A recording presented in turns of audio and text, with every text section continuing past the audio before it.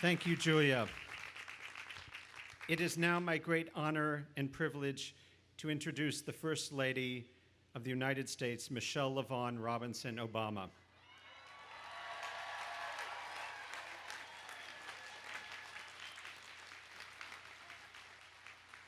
Mrs. Obama is a lawyer, writer, and the wife of the 44th and current President, Barack Obama.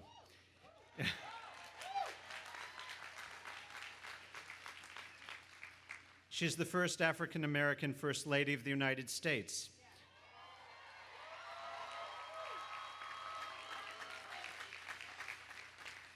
As First Lady, she has become a role model for women and for everyone as an advocate for poverty awareness, higher education, and healthy eating and living.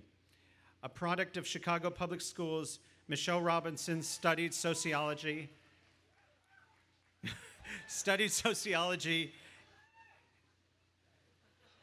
You have a few fans here today. Michelle Robinson studied sociology and African American studies at Princeton University. After graduating from Harvard Law School, she joined the Chicago law firm of Sidley and Austin. She later met Barack Obama, who would become the love of her life. After a few years, Mrs. Obama decided her true calling was working with people to serve their communities and their neighbors. She served as Assistant Commissioner of Planning and Development in Chicago City Hall before becoming the founding Executive Director of the Chicago Chapter of Public Allies, an AmeriCorps program that prepares youth for public service. In '96, she joined the University of Chicago with a vision of bringing campus and community together. As Associate Dean of Student Services, she developed the university's first community service program, and under her leadership as Vice President of Community and External Affairs for the University of Chicago Medical School, volunteerism skyrocketed. She has continued her efforts to support and inspire young people during her tenure as First Lady. In 2010, she launched Let's Move, bringing together community leaders, educators, medical professionals, and others, including parents, in a nationwide effort to address the challenge of childhood obesity. In 2011, she and Dr. Jill Biden came together to launch Joining Forces, a nationwide initiative calling all Americans to rally around service members, veterans, and their families and support them through wellness, education, and employment opportunities.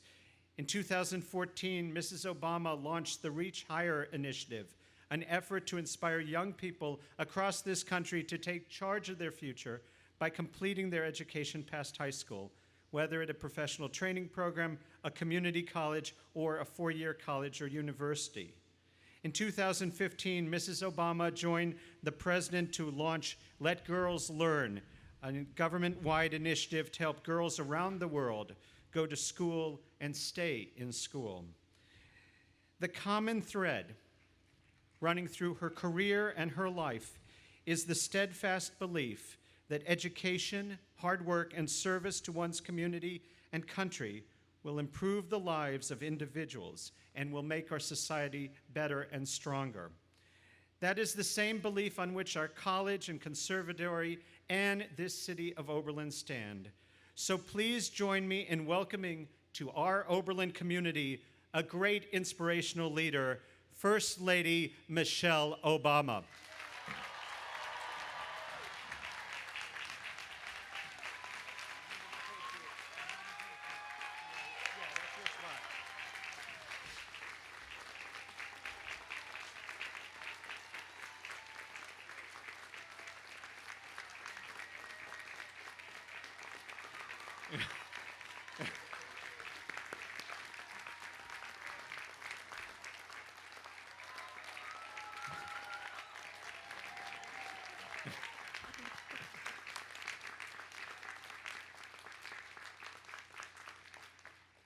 First Lady Michelle Obama, inspiring role model and advocate for poverty awareness, access to higher education, and healthy living, lawyer, civic leader. In the name of Oberlin College, I confer upon you the degree of Doctor of Humanities with all the rights, privileges, and honors thereunto appertaining.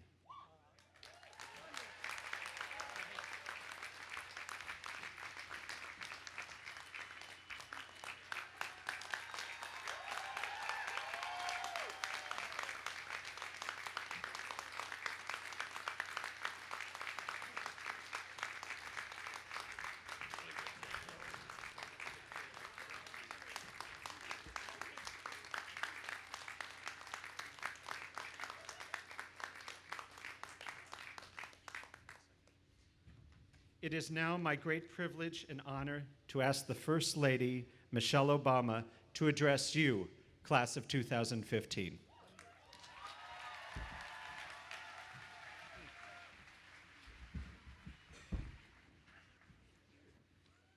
Hi.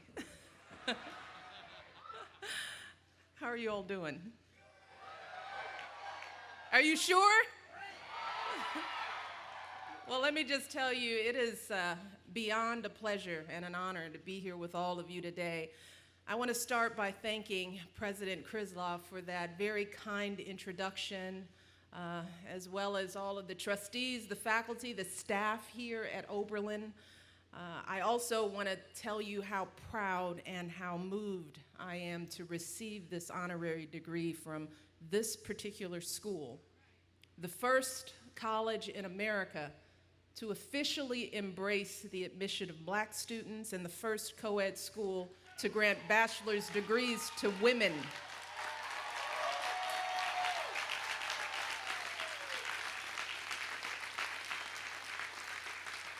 I should be here today.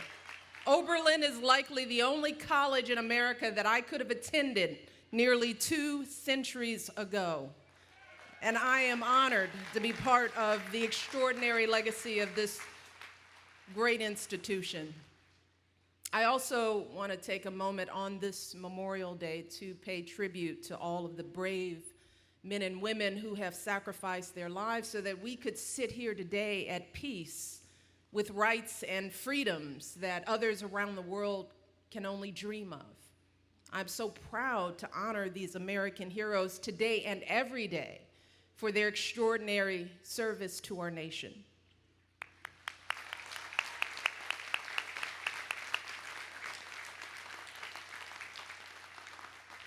And I'm also a little giddy to be joined on stage by another one of my heroes, Marian Wright Edelman. Oh.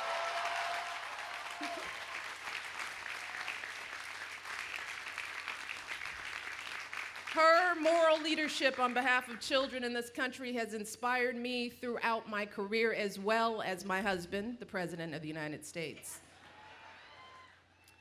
And graduates, I think we should give another shout out to your families, of course, all the families. These are the folks who pushed you and supported you. They answered your late night phone calls, even when you were just calling for money. So, on behalf of your students, I just want to show you all some love today as well. Thank you for creating these fabulous individuals. Well done. And finally, most of all, I want to congratulate the Oberlin class of 2015. Look at you. You made it. You're here. You're looking good. And I know you worked hard to make it to this moment, didn't you? Stayed up late writing those papers, studying for exams, spent hours practicing and performing. You went to countless happy hours and happy hours at the FEV. I hear. I'm gonna try one of those burgers for lunch today. That's all I'm gonna have. Where, of course, parents, that's where they studied some more.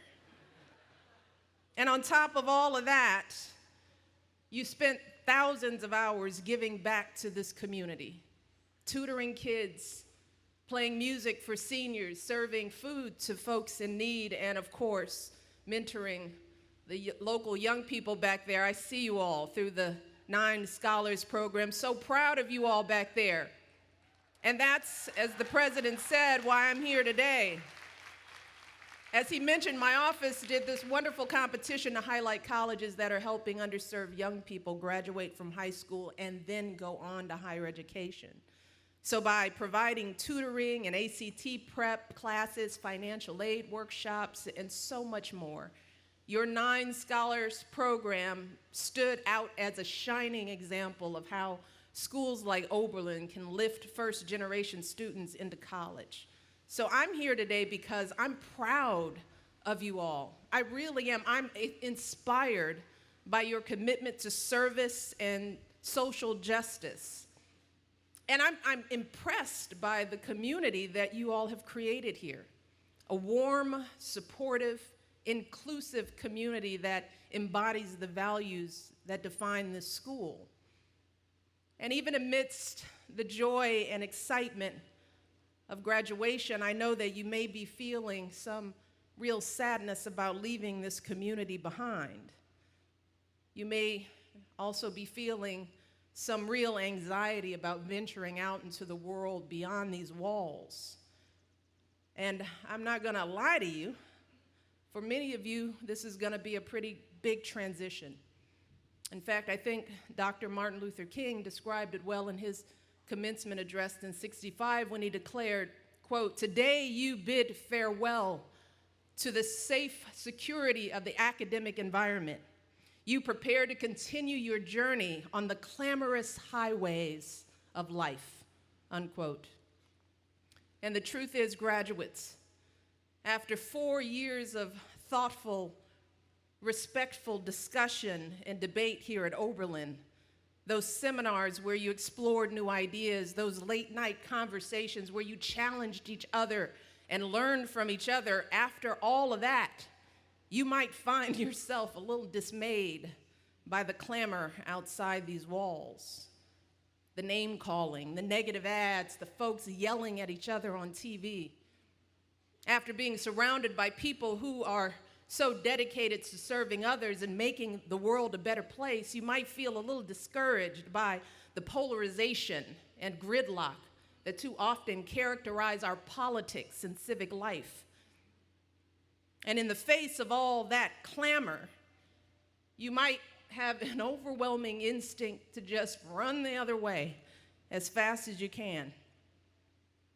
You might be tempted to just recreate what you had here at Oberlin, to find a community of like-minded folks and work with them on causes you care about and just tune out all of the noise. And that's completely understandable. In fact, I sometimes have that instinct myself. Run! But today, graduates, I want to urge you to do just the opposite. Today, I want to suggest that if you truly wish to carry on the Oberlin legacy of service and social justice, then you need to run to and not away from the noise. Today, I want to urge you to actively seek out the most contentious, polarized, gridlock places you can find. Because so often throughout our history, those have been the places where progress really happens. The places where minds are changed, lives transformed, where our great American story unfolds. For example, think back to the struggle for women's suffrage and the story of a leading suffragist and Oberlin alum named Lucy Stone. Yeah, people screamed at her. They spat on her. They even threw prayer books at her as she tried to speak. Her opponents declared that letting women vote was, quote unquote, unnatural, would lead to child neglect and all kinds of social ills. So I'd say that debate was pretty polarized, wouldn't you? Yeah. And think about President Roosevelt's struggle to pass the New Deal a few decades later. FDR's plan for Social Security was called socialist, a fraud on the working man. One opponent even stated that it would, quote, end the progress of a great country, unquote. So that debate was pretty contentious too. And in the years before Dr. King addressed those Oberlin graduates in '65, he and his colleagues faced fire hoses and dogs in Montgomery, beatings on a bridge in Selma, insults and assaults as they sat quietly at lunch counters and marched peacefully down public streets. And if you think today's gridlock is bad, let me remind you that it was a good century between the signing of the Emancipation Proclamation and the passage of the civil rights legislation of the 1960s. And of all the women at the Seneca Falls Women's Suffrage Convention in 1848, just one lived to see women cast their votes. Just one. But these folks didn't let the ugliness and the obstacles deter them. They didn't just give up and retreat to the comfortable company of like-minded folks, because they understood that this is how democracy operates. It is loud and messy, and it's not particularly warm and fuzzy. And believe me, I know this from personal experience. Over the years, I've occasionally run into the noise myself, but I've come to realize that most of that clamor is really coming from just a handful of very loud folks out on the fringes. See, the truth is that the overwhelming majority of people in this country are open-minded and big-hearted. They are smart enough to see through that noise, and they are so hungry for voices that rise above it. Smart, compassionate, thoughtful voices like yours. Now, the process of democracy might not always be as fast or as smooth as we'd like, but the fact is, it works. Generation after generation, this country has become more equal, more inclusive, more fair, more free. My life and so many of your lives are a testament of that truth. But that has only happened because folks like all of you left their comfort zones and made their voices heard. Just look at the story of Oberlin College. The founders of the school didn't just decide to admit women and African American students and then pat themselves on the back and say, job well done. No, even in those early days, folks here at Oberlin were attending anti-slavery meetings, shivering on rough wooden benches in unheated, unfinished buildings. They were joining the Equal Suffrage League and speaking out for women's right to vote. They were leading civil rights marches and sit-ins, organizing exchange programs with historically black colleges and universities, and so much more. Because they knew it wasn't enough to welcome women and African American students to Oberlin if they would only graduate in 4 years to be second-class citizens in their own country. They knew that our policies matter. They knew that our laws matter. And I know as President Krislov understands that electing the right folks matters. It matters a lot. Now, I don't know whether your president knows what I was going to say today, but I know that he had some kind words for you all about this issue. But it's no coincidence that we're both urging you to get involved in civic life, because we both know that you cannot fully achieve your goals of service and social justice if you turn away from politics and public policy. You see, it's wonderful to volunteer at your local homeless shelter. Please do that. But you also need to attend the city council meetings and make sure the zoning laws don't shut that shelter down. Are you thinking of teaching in an underserved school? If so, I'm glad to hear that. So many kids need you.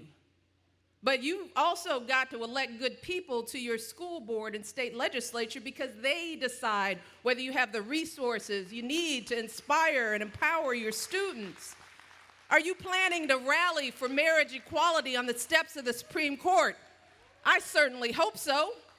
But I also hope you will knock on doors and make some calls to elect a president who shares your values, because that president will ultimately choose the justices who decide those cases in the first place.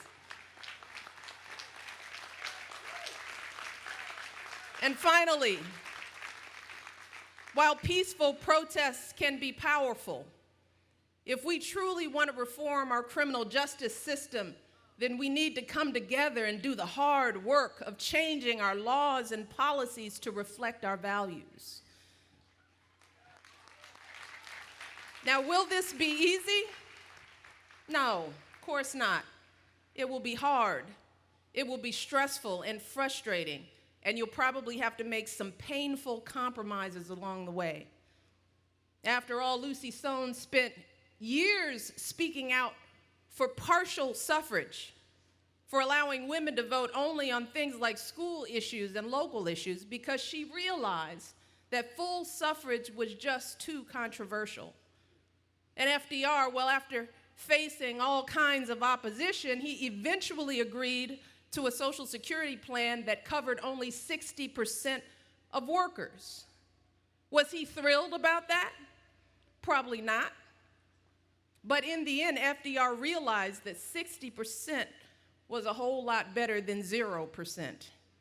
Now, did these compromises make these leaders sellouts, traitors to their cause? I don't think so. Instead, I think they knew that if they could just get everyone to take that first step, then folks would keep on moving in the right direction. And they also understood that often the biggest, most dramatic change happens incrementally, little by little, through compromises and adjustments over years and decades. And I know that these days that can seem counterintuitive because we live in such an instantaneous age.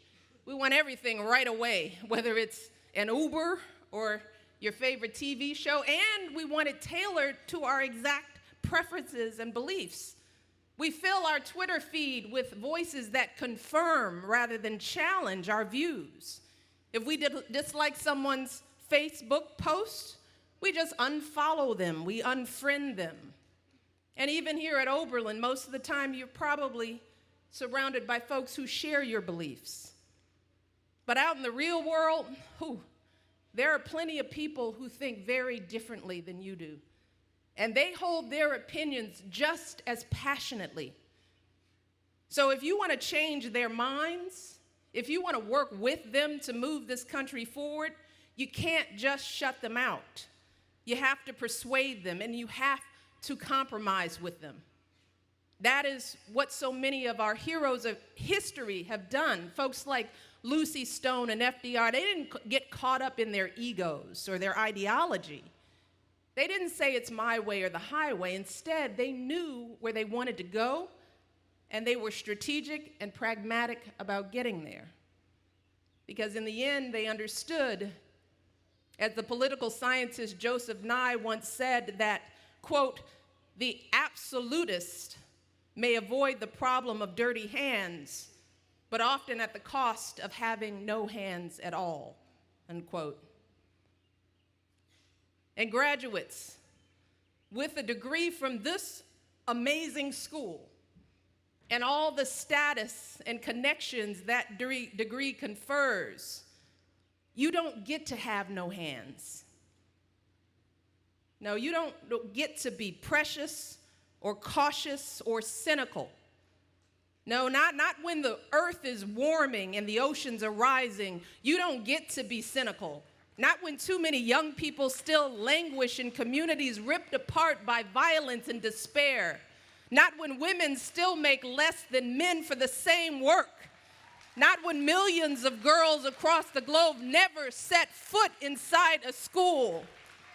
No, not when many young people just like you, the men and women we honor this Memorial Day, have sacrificed their lives for your freedom to make your voice heard.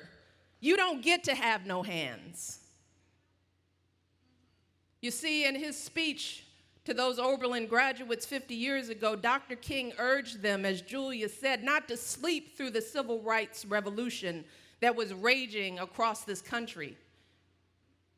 And graduates, climate change, economic inequality, human rights, criminal justice, these are the revolutions of your time. And you have as much responsibility and just as much power to wake up and play your part in our great American story, because it is absolutely still possible to make a difference. The great moments of our history are not decades in our past. They're happening right now, today, in our lifetimes.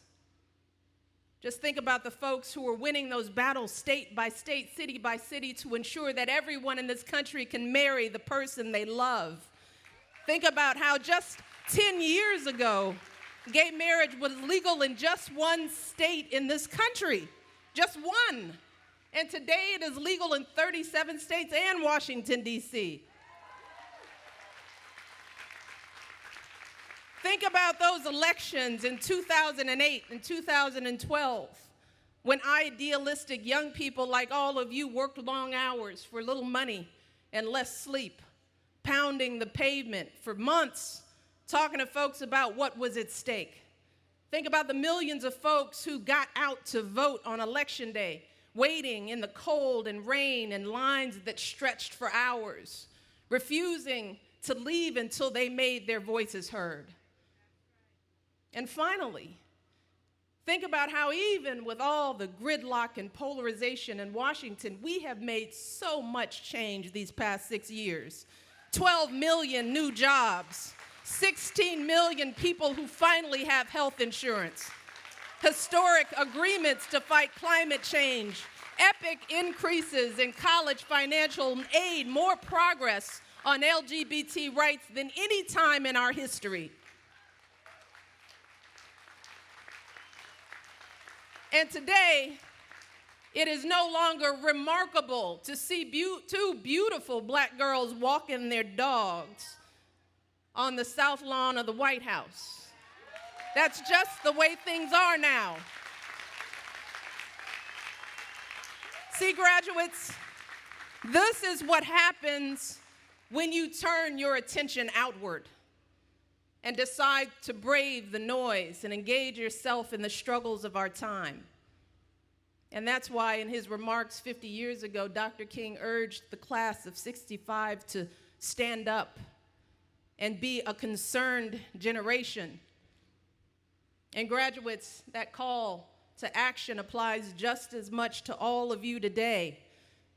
And I want to be very clear. Every city ordinance, every ballot measure, every law on the books in this country, that is your concern. What happens at every school board meeting, every legislative session, that is your concern.